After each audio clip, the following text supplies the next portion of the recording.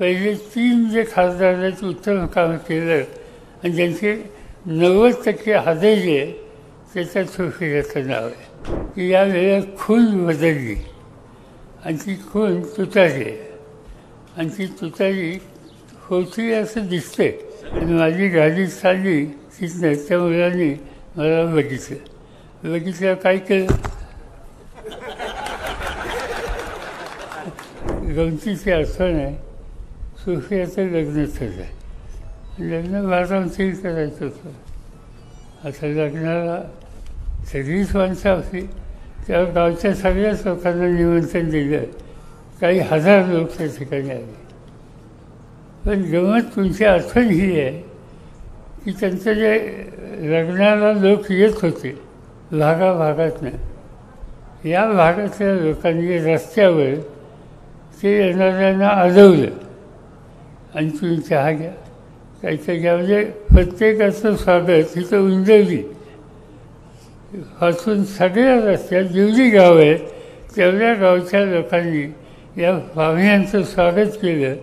आणि हेतू काय की माझ्या घरच्या मुलीचं लग्न आहे. या भागातल्या प्रत्येक माणसाने सुशिला ही माझी मुलगी आहे ही भूमिका घेतली. आता एवढं फेम त्यांनी दिलं त्यांचं काय सांगायचं, कधी विसरताच येत नाही.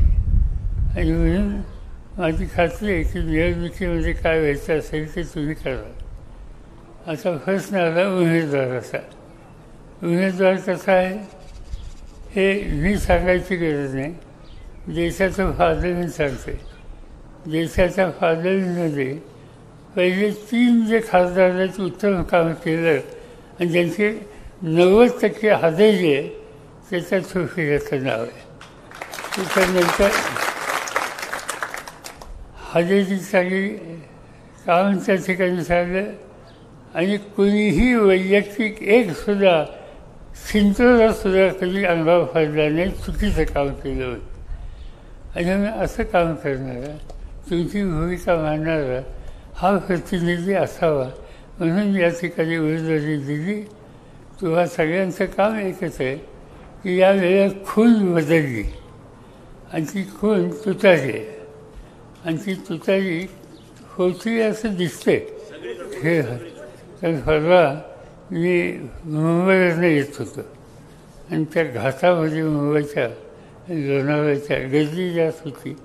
गाड्या थांबल्या होत्या, जाम लागत होतं. माझी गाडी पोलिसी काढली आणि शेजारी एक शाळेची मुलांची बस होती ती थांबली होती आणि माझी गाडी चालली तिथनं त्या मुलांनी मला बघितलं काय केलं.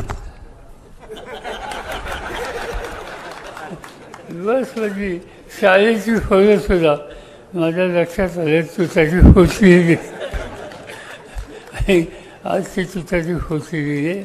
माझं तुम्हाला सगळ्यांना आग्रहाने सांगणं आहे की नेहमी या जिल्ह्यात भागाने कधी साथ सोडली नाही. उंजरजी आणि ही गावं माझ्या सुरुवातीच्या काळापासून आजपर्यंत सतत बरोबर राहिली. ही एक कौटुंबिक अशा प्रकारचं वातावरण तुम्ही लोकांनी कायम ठेवलं त्याबद्दल मला कधी विसरता येत नाही.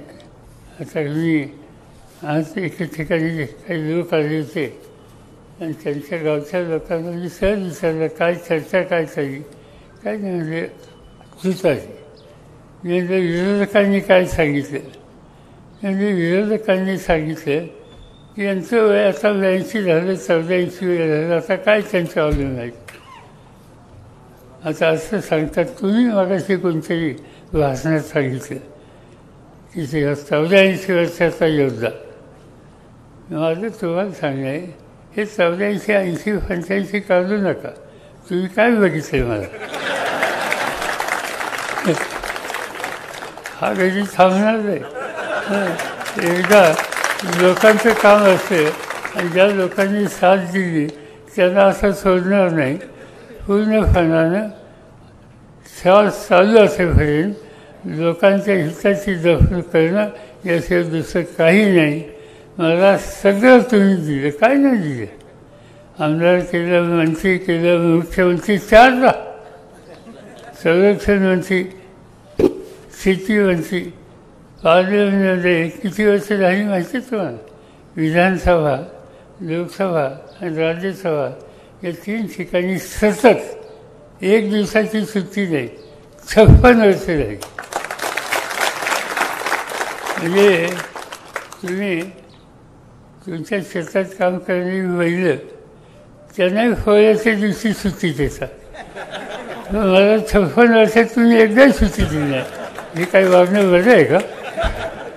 त्याचा शेतीचा भाग सोडून द्या. इतके वर्ष लोकांनी साथ दिली तर माझं नैतिक जबाबदारी आहे की शेवटपर्यंत यांच्यासाठी काम करत राहायचं. ते गावात असो, राज्यात असो, दिल्लीत असो, पण तुम्हा लोकांना पुढे ठेवूनच काम करायचं हेच सूत्र घेऊन मी काम करतो आहे. आणि तुम्हा सगळ्यांची त्याला साथ आहे याबद्दल कृतज्ञता व्यक्त करतो.